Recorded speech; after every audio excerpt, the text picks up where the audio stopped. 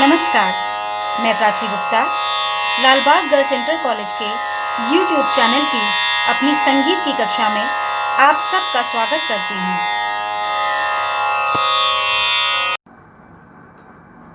भारतीय संगीत के क्षेत्र में संगीत सम्राट तानसेन का योगदान विलक्षण है। वे एक उच्च कोटि के गायक थे। उनके समय में संगीत गौरवान्वित हुआ। उन्होंने संगीत संबंधी अनेक आविष्कार किए। तानसेन एक अच्छे गायक होने के साथ साथ एक अच्छे कवि भी थे और उन्होंने बहुत सारी काव्य रचनाएं की। उनके बनाए हुए ध्रुवपद अभी तक मिलते हैं। कहते हैं उन्होंने सैकड़ों ध्रुपद बनाए।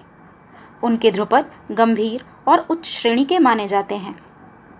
उन ध्रुपदों को उन्होंने रागों में भी बांधा। ध्रुवपद गायन को उच्च शिखर पर पहुंचाने का श्रेय मुख्य रूप से तानसेन को ही है। वास्तव में ध्रुपद गीत शैली का प्रचार उन्हीं के समय में हुआ। कहते हैं कि तानसेन ने रबाब नामक एक वाद्य का आविष्कार किया जो वीणा पर आधारित था। रबाब एक स्वर उत्पन्न करने वाला वाद्य है। इस समय इसका प्रचार नहीं है। इसी तरह वीणा और सितार के आधार पर उन्होंने सुरबहार नामक एक वाद्य का आविष्कार भी किया।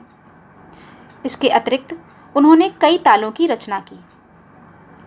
तानसेन जी ने अनेक नए रागों की रचना की, जैसे मियाँ की मल्हार, मियाँ की तोड़ी, मियाँ की सारंग, दरबारी कान्हड़ा आदि।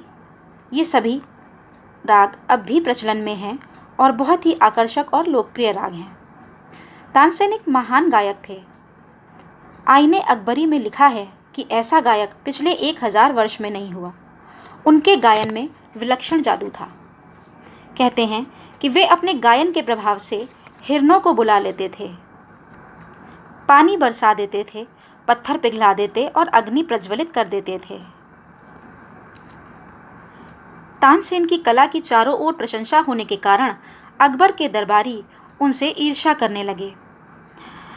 अकबर से तानसेन के द्वारा दीपक नामक राग की प्रशंसा करके उन दरबारियों ने सम्राट अकबर को उसे सुनने के लिए प्रेरित किया। तानसेन ने बादशाह को समझाने का प्रयत्न किया कि दीपक राग गाने से गायक का प्राणांत हो सकता है, अर्थात मृत्यु हो सकती है, किंतु अकबर नहीं माने। तानसेन ने भरे दरबार में दीपक राग का गायन आरंभ किया। अपने सच्चे और सधे हुए स्वरों और राग के कुशलतापूर्वक गायन से उन्होंने अपना चमत्कार दिखाना आरंभ किया। दरबार में रखे हुए दीपक जल उठे और चारों तरफ उस राग के प्रभाव से ताप यानी तापमान बढ़ने लगा। दरबारीगण भागने लगे। कहते हैं कि तानसेन की शिष्यों में से किसी ने राग मेघ मल्हार गाकर वर्षा कराई और तानसेन के प्राण बचाए। सम्राट अकबर को अपनी भूल पर अत्यधिक पश्चाताप हुआ, परंतु जो होना था वो हो चुका। इस घटना के बाद तानसेन का स्वास्थ्य निरंतर गिरता रहा और 1585 ईस्वी में तानसेन की मृत्यु हो गई। उनकी इच्छा के अनुसार उनका शव ग्वालियर ले जाया गया और मोहम्मद गौस की कब्र के समीप ही उनकी समाधि बना दी गई। तानसेन ने अनेक रागों का आविष्कार किया, जैसे मियाँ मल्हार, मियाँ की तोड़ी, मियाँ की सारंग, दरबारी कान्हड़ा इत्यादि। इसके अलावा उन्होंने कुछ रागों के स्वरूप में संशोधन भी किया। तानसेन द्वारा लिखित 3 ग्रंथों का उल्लेख मिलता है: श्री गणेश स्तोत्र, रागमाला और संगीत सार। सन 1585 में तानसेन का स्वर्गवास हो गया।